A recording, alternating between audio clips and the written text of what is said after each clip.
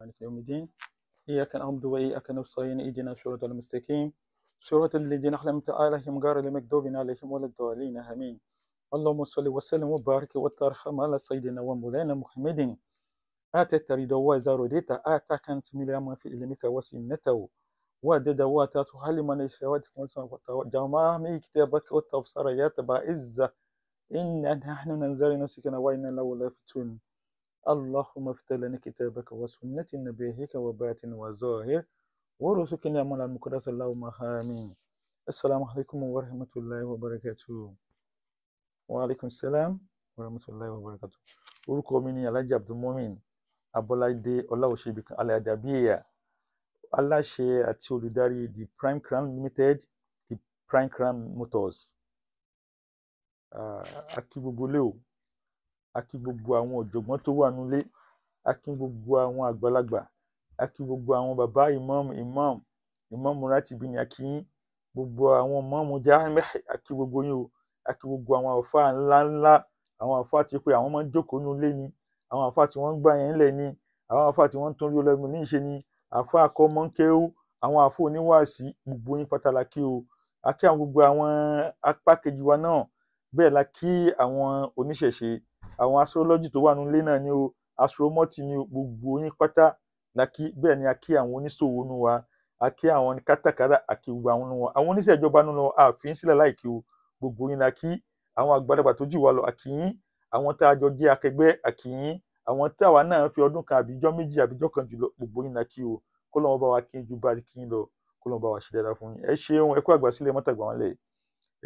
Òbí ni kò tó ń wo ni, gbogbo ẹ̀yin bàbá tẹ́ wà nílùú Lomé lọ́hùn tẹ́ bá wa mójútó mọ́tàgbà mọ́ Alhaji Nurudeen Akínṣọlá, a kí yín o, kọ́lọ́run bá kí yín, ẹ kú àmójútó wọn, ẹ kú àlejò wọn, ẹ kú gbà láàyè wọn.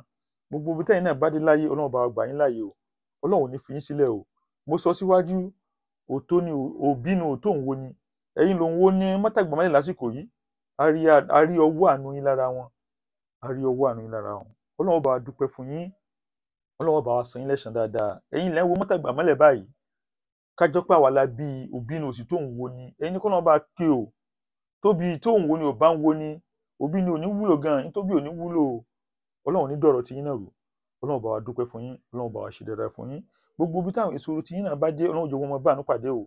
Gbogbo àwọn ọmọ tá a ti bí tá a ti sọ wọ́n lórúkọ rẹ̀, ó náà ò ní jẹ́ wọ́n padà sọ wá náà lórúkọ burúkú.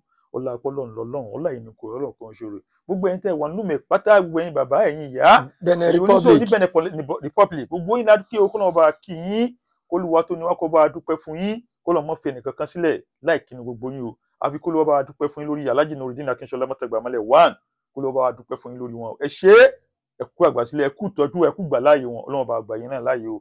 Àtàwọn tá a wọ tó wà káàkiri àgbáyé, London, America, Italy, Australia, Qatar, Saudi Arabia, South Africa, Togo, Ghana, káàkiri gbogbo àtàwọn tá a wà Nàìjíríà, káàkiri Côte d'Ivoire, gbogbo yín kọ́lọ́run bá dúpẹ́ fún yín, kọ́lọ́run ṣe nìkan kan lẹ́san rẹ̀. Gbogbo ibi tí ẹ ti ran mọ́tàgbà wọn lọ tá a ti ń kún wọn láti jẹ́ àti mú ní bí iléeṣẹ́ ó ti gòkè ní ìlọsíwájú iléeṣẹ́ ni, Ọlọ́run mọ́sá jí káwọn náà. Ẹlòmíì fẹ́ gbọ́ pé bí ń pa mí. Allahu Akbar. Wọ́n ní ebi kẹ̀. Ní àyíká ètò kálukú ti ń kún mọ́tàgbà mọ́ ìlú mọ́sá kan nìkan kan lọ́wọ́, Ọlọ́run dúpẹ́ fún gbogbo wa, kọ́lọ́run gbogbo wa lọ́wọ́, káwá fẹ̀mí gógùn láyé wa tàláfẹ́ ra kàfìgbáyé wa, Ọlọ́run mọ́ fi wá búra wa o, kó mọ̀ jẹ́ àmà padà sí ibú, kó mọ̀ jẹ́ àmà padà sí gbà.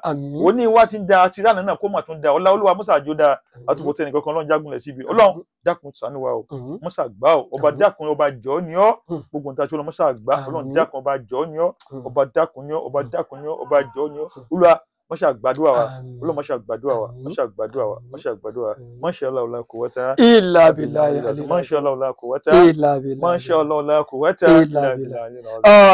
Èyí ni Alhaji Mumin Abolade Ọláòṣèbìkan tí ẹ̀ ń wò lójú móhùnmáwòrán ti Yorùbá Lágbà online television lórí YouTube. Àwọn ni ẹ ti ń gbóhùn ní ẹnu wọn láti ẹni. Ṣé wọ́n ní ọ̀rẹ́ lajá òun ìmọ̀dù tí òkú ló jẹ lẹ́dẹ̀ẹ̀gàn tẹnutẹnu. Èyí fi hàn wípé àníṣẹ́ Alhaji Mumin Abolade Ọláòṣèbìkan, olólùfẹ́ ti mọ́tàgbà mọ́lẹ̀, ìmùlẹ̀ ti mọ́tàgbà mọ́lẹ̀, wọ́n jọ bí wà pọ̀, àjọṣe kéékèèké pọ̀ ni. Àdúró tí wọn láti ilẹ̀ ni o, láti ìgbà tí a ti wà lẹ́ni tí ń ṣètò, a fẹ́ lọ́ǹjì nǹkan kan ni o, a fẹ́ gbé gúrùpù kankan lẹ̀ ni o, tá a mọ̀ pé èèyàn tá à ní ríjú èèyàn mẹ́ta lọ nínú èèyàn mẹ́ta tá a bá rí Alhaji Mumin wọ́n jẹ́ kan níjọ́ tá a pèrò tí ò ní ju 5 lọ nínú 5 tá a rí Alhaji Mumin wọ́n jẹ́ kan tá a fi wá bá débi ẹni tí yóò wá pé òun gbé ìnáwó kalẹ̀ lénìí táwa kọ́ àga 21 dozens kalẹ̀ tí ò tún ní tó jókòó lé lórí mọ́ gbogbo wọn tó ṣe wípé ọmọ ń gbà